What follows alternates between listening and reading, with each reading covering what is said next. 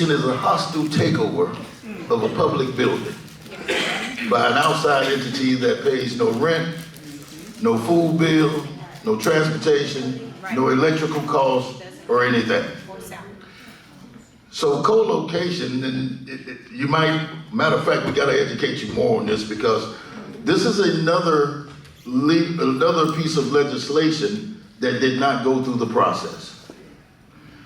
Remember last legislation session, after it was over in the 60 days, they called a special session that lasted 62 days. Everybody remember that?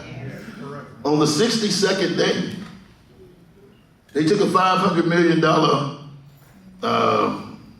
let me just call it what it is, bribe, to bring a group out of New York City called Success Academy down to Miami. And then they changed the rules for what low-performing schools are.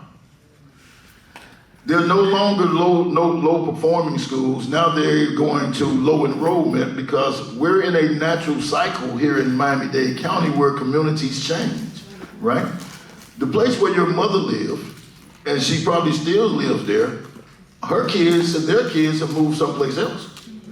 So these communities have a natural decline that eventually comes back. What they're doing is they're trying to seize public property and put it in the hands of private vendors. So that's why I call it a hostile takeover of public goods. Now, when it comes to efficiencies, we have also been working for about a year now with different developers and the school district, trying to create not only affordable housing, because that's normally rental property, but we're trying to create home ownership with some of these schools that are under-enrolled and the buildings aren't in good shape. There are developers out there willing to do business with the district where they can repurpose schools, number one. They can move some of those schools that are less than a mile away. They can combine those because Dade County Public School is the largest landowner in Dade County, if you didn't know that, right?